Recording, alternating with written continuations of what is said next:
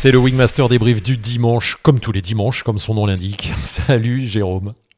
Salut Seb, salut à tous. Bienvenue, on est très heureux de vous retrouver pour ce contenu qui est enregistré. Vous le savez, des fois c'est des lives, des fois c'est enregistré. On a quelques petits enregistrements avant les fêtes et on se retrouvera en 2025 en live. Ce soir, on va vous parler d'une thématique hyper intéressante. On avait déjà abordé le sujet, Jérôme, sur il faut connaître les limites de sa voile, comment connaître les limites de sa voile. Cette fois, on va en parler au niveau du fabricant avec Michael Georges qu'on va rejoindre dans quelques instants de Nivuk France. Pourquoi on s'intéresse aussi au matos vu du côté du fabricant, Jérôme?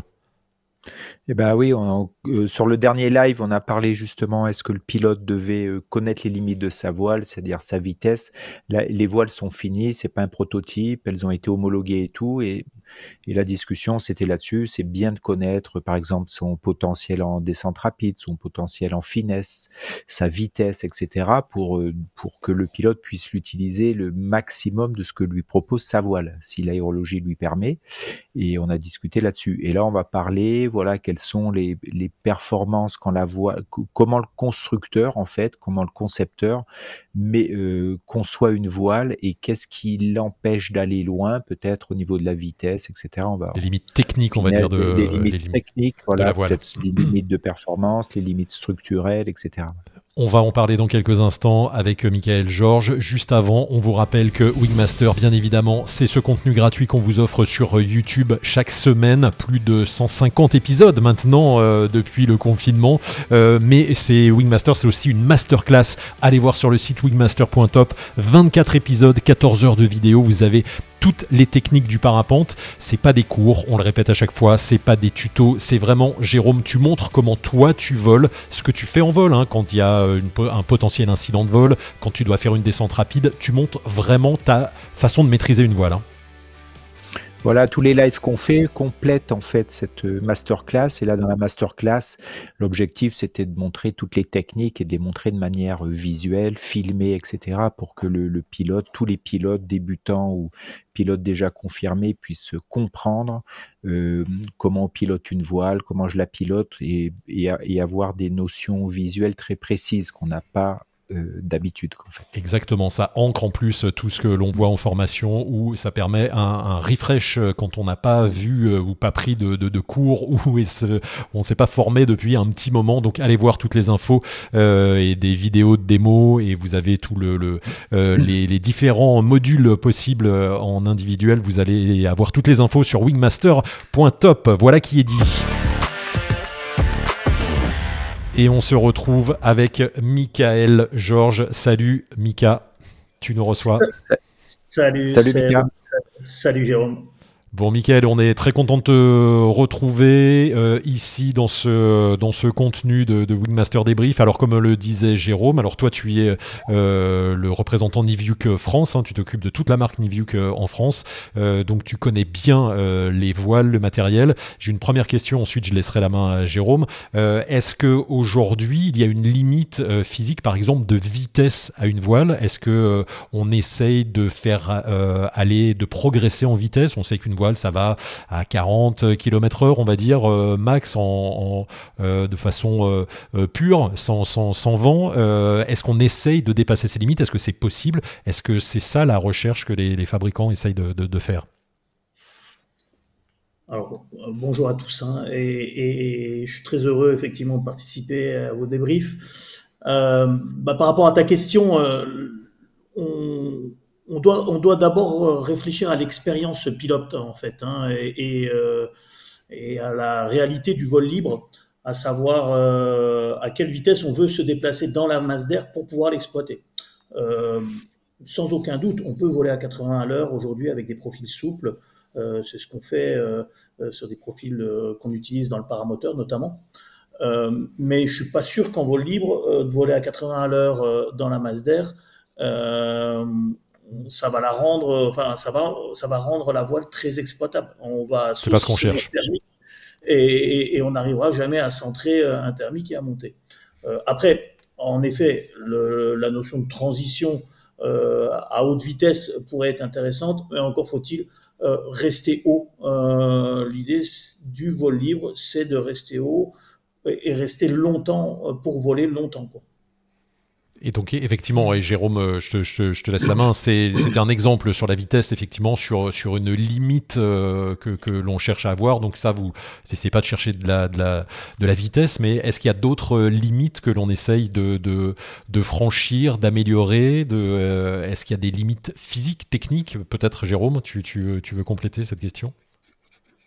Non, par rapport à ce que dit Mika, oui, j'ai l'impression, Mika, que tu confirmes que en fait, c'est un espèce de compromis, qu'une voile qui va très vite, peut-être qu'elle tournera pas très bien, peut-être qu'une voile qui est trop rapide bras haut, ben, ça sera compliqué d'enrouler des thermiques. Il faudrait presque avoir une voile qui va très lentement, je sais pas, 15 km/h pour enrouler des petits thermiques très faibles, et une voile qui peut aussi aller vite. Donc, c'est par exemple d'élargir la plage de vitesse Ouais. au maximum. Ça, c'est peut-être mieux que la vitesse pure maximale, quoi, en fait. Je sais pas, non, C'est le truc, c'est de rechercher des compromis, quoi.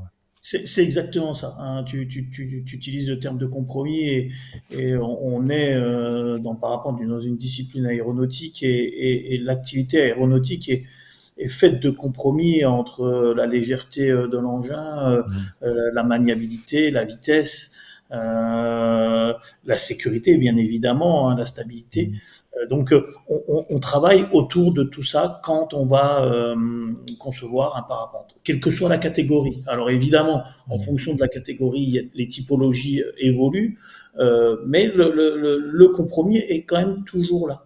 Mm. D'accord. Comment on essaye de progresser justement pour repousser ces limites? Alors il y a on parle de shark nose, on parle de winglet, on Mm. parle de choses qui ont été parfois préalablement inventées dans l'aviation. Est-ce qu'il y a des choses que vous cherchez à améliorer, des choses qu'on peut encore améliorer dans les voiles d'aujourd'hui? Alors, dans le compromis dont on vient de parler, les facteurs numéro un, hein, autour d'un parapente, c'est la sécurité, c'est la performance, l'efficacité et le confort, hein, pour vivre une expérience pilote la plus complète possible.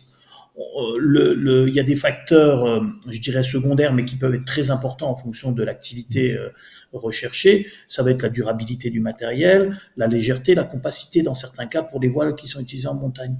Mais dans tous les cas, les concepteurs, quand ils se mettent à la planche, ils vont travailler dans ces, grosso modo, 6 à 8 facteurs. Ils vont aller régler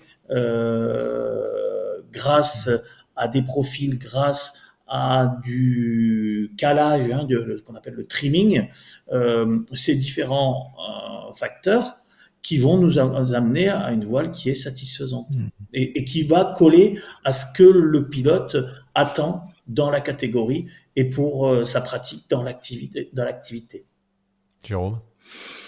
Et ouais, je me disais, est-ce que c'est aussi un avantage, tu vois, d'avoir dans une gamme plein de voiles différentes, c'est-à-dire des voiles qui sont ciblées par rapport à des pratiques, parce que dans chaque module, dans chaque modèle, en fonction des activités, en fait, on peut avoir sur des voiles montagne très légères, par exemple, le facteur légèreté va avoir beaucoup plus d'importance que sur une autre voile de performance, par exemple. Donc ça, c'est bien aussi. Parce que d'essayer d'avoir une voile qui fait tout, c'est un peu compliqué. Mais le fait d'avoir des niches, en fait, on peut développer des facteurs, on peut en tenir compte beaucoup plus, quoi. Ah oui, je confirme, le marché du parapente s'est totalement segmenté il y a quelques Ouais, années. segmenté, voilà. Et on est à l'inverse du ni fait ni à faire, dans le sens où désormais les pilotes amateurs, professionnels, attendent les meilleurs produits pour des applications extrêmement spécifiques. Donc, tu parlais Ouais. de la pratique en montagne, il y a la pratique en moyenne montagne pour un Ouais. trailer, il va y avoir la pratique en haute montagne, on l'a vu avec Mhm. nos Mhm. pilotes au K2 cet été, Ouais. et du coup, c'est encore pas la même voile. Et Mhm. je dirais, et si on veut vraiment pousser le bouchon et observer ce qui se passe, un pilote qui va voler dans le massif du Mont Blanc avec une voile Mhm. montagne, hein, je parle de voile montagne, hein, ne va pas forcément utiliser la même voile qu'un pilote qui vole régulièrement en marché-vol, hein, ou Mhm. en alpi, dans les écrins. Parce que les écrins, c'est Ouais. des longues vallées desquelles il faut sortir Mhm. pour aller se poser loin, loin, loin, loin. Donc on va privilégier une voile qui a une bonne finesse, qui a une bonne capacité d'avancer face au vent, évidemment qui est légère hein, pour la porter, alors que dans le Mont Blanc, on a tout de suite du gaz, quoi. Donc, on le sent hein, dans la discussion avec les pilotes. C'est un exemple particulier sur les voiles de montagne, mais c'est la même chose sur des voiles de compétition ou évidemment sur des voiles de début. Michael, justement, on parle de limites. Est-ce qu'il y a des limites aujourd'hui qu'on aimerait franchir, que vous aimeriez franchir, qui ne sont pas franchissables? On en parlait ensemble tous les deux, c'est que vous devez rester aussi dans une certaine, dans la norme, hein, dans les normes A, B, C et D. Donc, par exemple, est-ce qu'on peut améliorer la finesse encore aujourd'hui d'une voile, ou est-ce qu'on est à la limite de ce qui est possible de faire en termes de matériaux, résistance, etc.? Alors, il y a la jauge de l'homologation, effectivement, hein, qui détermine ces catégories de manière plutôt précise. Et dans cette jauge, les concepteurs doivent amener le matériel avec toutes les nuances possibles de la mise au point. Et par rapport à ça, oui, il y a des possibilités d'amélioration. Aujourd'hui, les gros travaux qui sont faits sur les aspects d'efficacité, notamment face au vent. La capacité à une aile d'avoir une bonne finesse, d'avancer, toujours avancer, de buter le moins possible dans le thermique et d'avoir une capacité de reprise de vol, mais pas après un incident de vol, mais bel et bien après le passage dans une turbulence, de perdre un minimum de vitesse. Donc en fait, tout à l'heure on parlait de vitesse très élevée, hein, on prenait l'exemple du paramoteur qui vole aujourd'hui, des voiles de paramoteur qui volent au-delà des 80 à l'heure. Nous on cherche pas en parapente des vitesses de pointe, on va chercher des vitesses moyennes, notamment pour l'utilisation loisir dans une masse d'air qui pourrait être qui peut être agitée. Turbulente, oui. Et c'est là où on va donner c'est là où on va donner toute l'efficacité à une voile en A, une voile en B, à des pilotes qui n'ont pas forcément un gros background technique, mais qui se retrouvent dans des situations, en définitive, très satisfaisantes, très faciles, très accessibles, parce qu'aujourd'hui, une voile équilibrée est une voile performante. Une voile pas très équilibrée va avoir tendance à bouger dans tous les sens, et le fait de bouger dans tous les sens, c'est une voile qu'il va falloir beaucoup piloter, alors qu'à l'inverse, encore une fois, équilibrée va demander beaucoup moins de pilotage. Et juste avant Jérôme et Mickaël, sur ça, du coup, vous poussez, pour repousser les limites, c'est quoi? C'est lié aux matériaux qui sont utilisés, c'est les logiciels de calcul qui permettent de définir des profils plus précis, c'est vous essayez d'inventer de nouvelles voiles, c'est de l'amélioration de ce qui existe déjà. Est-ce qu'on peut encore repousser les limites et inventer des choses nouvelles? Alors, l'expérience des pilotes régleurs, des ingénieurs qui travaillent en support des pilotes, aujourd'hui reste un facteur très très important dans l'aboutissement d'un modèle. Les logiciels, la simulation numérique nous permet de faire des choses assez extraordinaires désormais et de comparer. Et vous imaginez bien que l'IA est en train de participer à ça. Les matériaux, ils ont évolué, mais autour des matériaux, ce qui a beaucoup évolué, c'est la connaissance des matériaux. On travaille sur des tissus toile SPI depuis très longtemps. On est descendu en grammage pour réduire les inerties des profils. Mais surtout, on les connaît comme jamais. Parce que les ingénieurs qui font aujourd'hui le support des pilotes metteurs au point doivent connaître pour régler leur logiciel, pour calculer l'ensemble des calculs qu'on va appliquer aux quelques milliers de pièces qui composent un parapente, doivent connaître parfaitement les caractéristiques des tissus, des suspentes et des assemblages, parce que c'est pas tout de connaître une suspente, il faut connaître une suspente dans laquelle on est venu faire une épissure, il faut connaître un tissu qu'on a légèrement orienté et son L'élasticité. L'élasticité. Voilà, qui permet de conserver une parfaite homogénéité au profil. Parce qu'à un moment donné, si vous allez un profil parapente, il est plutôt chargé au milieu et à l'avant. Si vous connaissez pas l'élasticité et que vous avez vaguement destiné le parapente comme on faisait un petit peu dans le passé, et ben on va avoir la partie centrale de devant qui va beaucoup porter, mais sur le côté ça va pas servir à grand chose. Ça va un petit peu flapper. Alors je parle même pas des bouts d'ailes, mais de la structure. Et ça, c'est contre-performant. Alors que si vous avez un profil entier qui vous porte du stab droit au stab gauche, là vous allez devenir très performant. Et je parle aussi de la notion d'aérodynamique, parce qu'aujourd'hui on soigne nos profils de manière importante. L'idée c'est que l'intrado et l'extrado, au sens du tissu utilisé, ne soient que des peaux aérodynamiques, donc des carénages, et que la structure interne, elle, soit portante. Ça évite d'avoir des rides de tension, et ces rides de tension, aérodynamiquement, c'est une catastrophe, quoi. Voilà. Que si vous avez des profils très lisses, très propres, vous volez mieux. Bien sûr, comme une aile d'avion. Moi, j'avais deux trucs à dire. Le premier, c'était il y a longtemps, certains, mais je pense que ça, tu me confirmeras, Mika, c'est que je sais plus si ça se dit encore, mais on va dire, il y a une vingtaine d'années, certains concepteurs disaient que de toute façon, on dépasserait pas 6 de finesse, ni 7, que la structure souple ne le permettait pas, qu'on arrivait à des limites, alors que depuis, ça a doublé, en fait. Donc, je pense pas que maintenant, les concepteurs, les ingénieurs et tout, se mettent des limites de performance. Ils vont peut-être plutôt se mettre des limites d'utilisation. Comme tu dis, il faut que l'ensemble soit confortable et que la voile reste performante plutôt que d'essayer absolument d'avoir plus de performance, ou je pense qu'ils pensent même pas aux limites de performance, non? Non, on ne parle pas effectivement de limite de performance. On cherche une cohérence d'utilisation avec un marché aussi qui existe. Alors, on travaille dans le monde entier. Certains marchés sont très importants, du type la France, l'Allemagne, la Suisse, l'Italie tirent énormément technologiquement l'activité.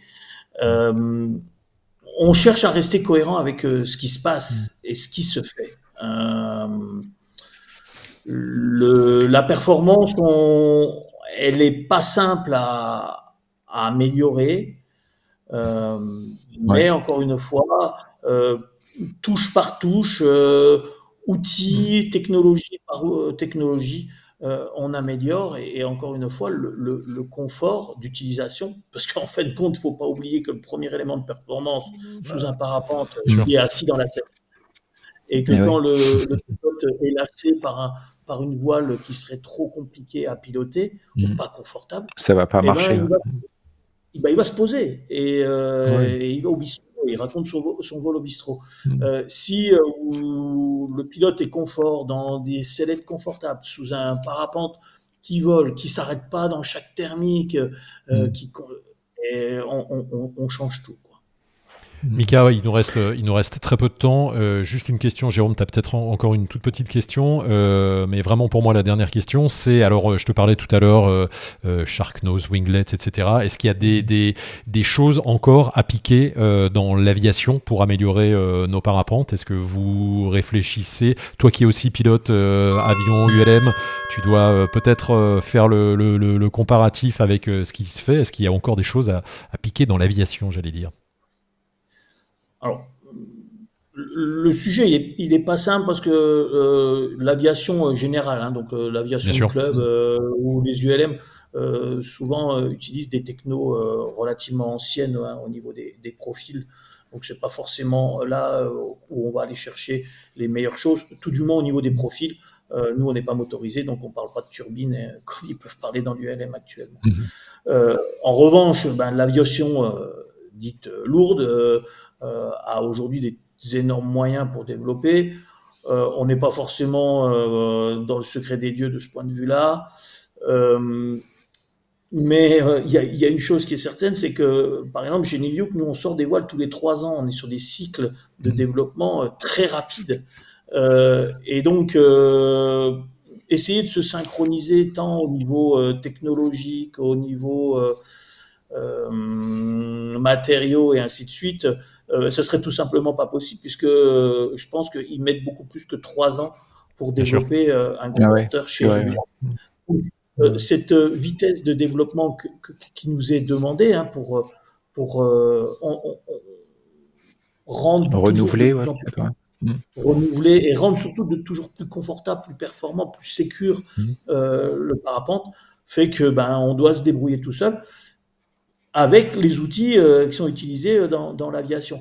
Alors très rapidement, pour reparler des choses bien claires, notamment le Shark Nose, c'est un élément de structure qui est arrivé à la fin des années 2000, 2008-2009 à peu près, qui consistait à structurer le bord d'attaque et à réduire le bras de levier entre le centre de poussée et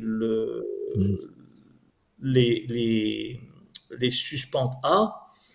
Maintenant, ça c'est maîtrisé. Les winglets, ça reste à prouver. L'effet des winglets, pour le moment, chez nous, on n'en met pas parce qu'on a vérifié que ça fonctionnait pas forcément, enfin que c'était pas forcément très efficace.